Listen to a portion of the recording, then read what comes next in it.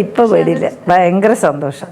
അതൊക്കെ മാറി. അത് ഇസ്ലാം ചേർന്നുകൊണ്ടായിരിക്കും. എനിക്ക് മോഹമാണ് ഇപ്പോൾ ഒന്ന് മരിച്ചു കിട്ടിയാൽ മതി. ഈ നോമ്പ് തീരാനപ്പോൾ മരിക്കും.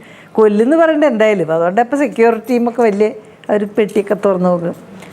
പക്ഷേ ഈ നോമ്പ് കഴിയുമ്പോൾ ഈ കൊല്ലുന്ന ചില സഹൃദയരൊക്കെ പറഞ്ഞിട്ടുണ്ട്.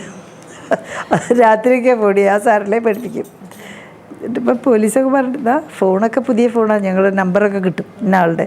അപ്പോൾ that is connected to some police control room something. അപ്പോൾ അവർക്ക് ഇതൊക്കെ നാബ്ദം. വളാഞ്ചേരിയിൽ ജീവനോടെ കുഴിച്ചിടുന്നുണ്ട്. ജീവനോടെ കുഴിച്ചിടാൻ സഹിക്കുമോ? ഞാൻ അടിച്ച് കൊല്ലൂലേ?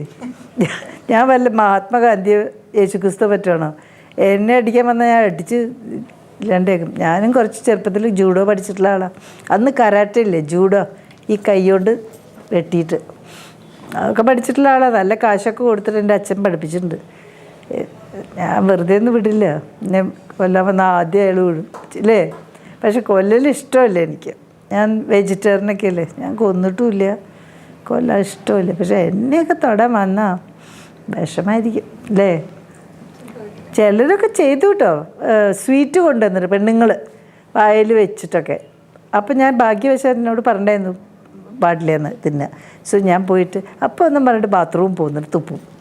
എന്നിട്ട് എന്നെ പ്രൊട്ടക്റ്റ് ചെയ്യാൻ 2-4 കുട്ടികളുണ്ടായിരുന്നു ഇവിടെ. അതിലൊരു സമ്മത്ത് എന്ന് പറഞ്ഞ കുട്ടി തിന്നോക്കി ആലിട്ടു.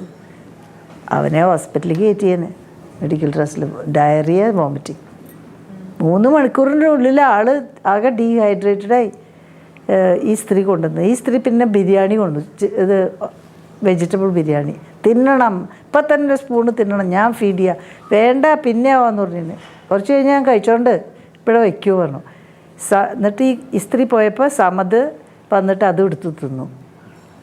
അവനെ ഹോസ്പിറ്റലിൽ കയറ്റേണ്ടിയിരുന്നു. Because people poison me. അപ്പോൾ ഈ സ്ത്രീകൾ വരുമ്പോൾ നമ്മൾ വിചാരിക്കും സ്ത്രീയല്ലേ പാവം, ഒന്നുമില്ല, അത് മുട്ടായും കൊണ്ടുവരും എൻ്റെ വായിൽ വെക്കാമെന്നുണ്ട്. അപ്പോൾ പോലീസ് എന്നോട് പ്രത്യേകം പറയുന്നുണ്ട്, സ്ത്രീകളെ ഒട്ടും എന്താണ് വിശ്വസിക്കേണ്ട, വായിൽ കൊണ്ടുവരും വെക്കാൻ സമ്മതിക്കില്ല. ആണുങ്ങളാണെങ്കിൽ നമുക്ക് നോക്കാം, കത്തി ഉണ്ടോ ഇല്ലേ, എന്തുകൊണ്ടാണ് വരുന്നത്, തപ്പ് ഒരാൾ നോക്കിയാൽ മതി. അന്ന് എനിക്ക് 8 ആളുണ്ടായിരുന്നു, ലൈക്ക് കമാൻഡോസ്, NDF ബോയ്സാണ്. അവരിവിടെ താമസിച്ചു ഓഫീസ് മുറിയിൽ. 8 ആൾക്കാർ എല്ലാവരും തടഞ്ഞ് നിർത്തി ചോദിച്ച് ദേഹമൊക്കെ പരിശോധിച്ച്. പെണ്ണുങ്ങളെ ഒട്ടും കയറ്റില്ല. പെണ്ണുങ്ങൾ ഇങ്ങോട്ട് വരികയാണെങ്കിൽ പിന്നാലെ വരും സമത്. എന്നിട്ട് ഇപ്പം സമത് മുസ്ലിം ലീഗിലാണ് ചേർന്നു. അപ്പോൾ ചോദിച്ചു കുട്ടി NDF വലിയ ആളാണ് എന്താ ഇപ്പോൾ?